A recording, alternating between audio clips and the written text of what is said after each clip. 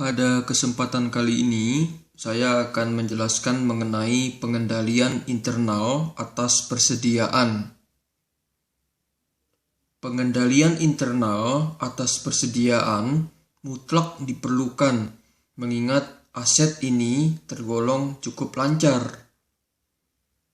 Kalau kita berbicara mengenai pengendalian internal atas persediaan, sesungguhnya ada dua tujuan utama dari diterapkannya pengendalian internal tersebut, yaitu untuk mengamankan atau mencegah aset perusahaan, dalam hal ini persediaan, dari tindakan pencurian, penyelewengan, penyalahgunaan, dan kerusakan, serta menjamin keakuratan atau ketepatan penyajian persediaan dalam laporan keuangan.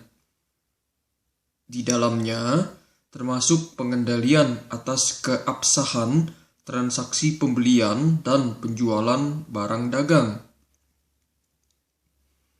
Pengendalian internal atas persediaan seharusnya dimulai pada saat barang diterima yang dibeli dari pemasok. Laporan penerimaan barang yang bernomor urut tercetak seharusnya disiapkan oleh bagian penerimaan untuk menetapkan tanggung jawab awal atas persediaan. Untuk memastikan bahwa barang yang diterima sesuai dengan apa yang dipesan, maka setiap laporan penerimaan barang haruslah dicocokkan dengan formulir pesanan pembelian yang asli. Harga barang yang dipesan sebagaimana yang tertera dalam formulir pesanan pembelian seharusnya juga dicocokkan dengan harga yang tercantum dalam faktur tagihan atau invoice. Setelah laporan penerimaan barang, formulir pesanan pembelian, dan faktur tagihan dicocokkan, perusahaan lalu akan mencatat persediaan dalam catatan akuntansinya. Pengendalian internal atas persediaan juga seringkali melibatkan bantuan alat pengaman, seperti kaca dua arah, kamera, sensor magnetik, kartu akses gudang, pengatur suhu ruangan, dan lain sebagainya, termasuk melibatkan petugas keamanan. Cobalah perhatikan bagaimana sebuah toko retail seperti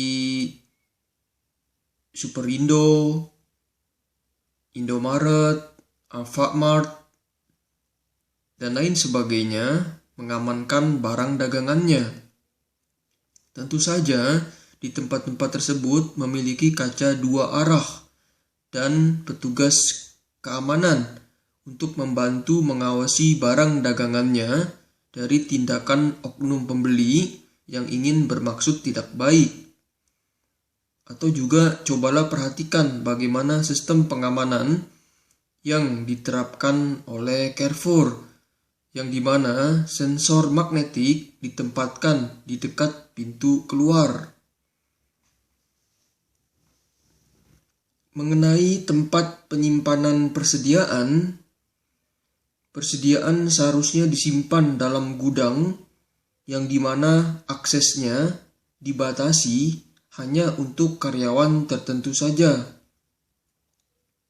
Setiap pengeluaran barang dari gudang seharusnya dilengkapi atau didukung dengan formulir permintaan barang yang telah diotorisasi sebagaimana mestinya.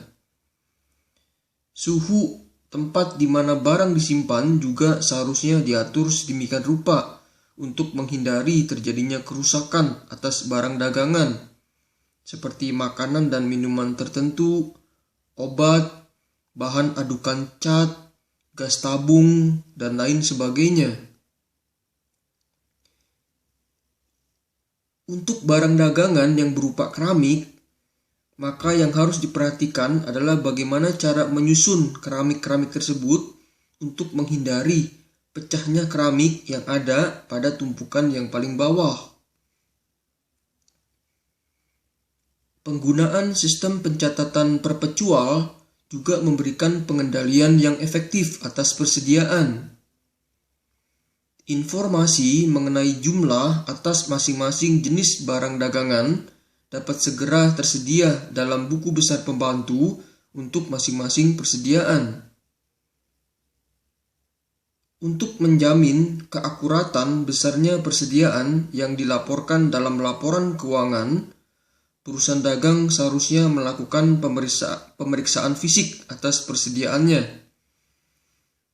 Sebagaimana yang sudah saya bahas dalam video sebelumnya, bahwa dalam sistem pencatatan perpetual, hasil dari penghitungan fisik akan dibandingkan dengan data persediaan yang tercatat dalam buku besar untuk menentukan besarnya kekurangan yang ada atas saldo fisik persediaan.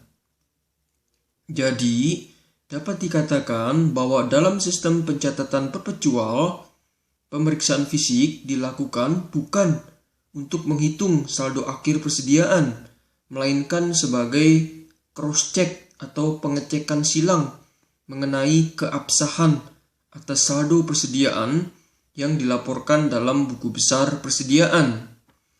Demikianlah penjelasan dari saya mengenai pengendalian internal atas persediaan. Semoga bermanfaat. Salam sukses.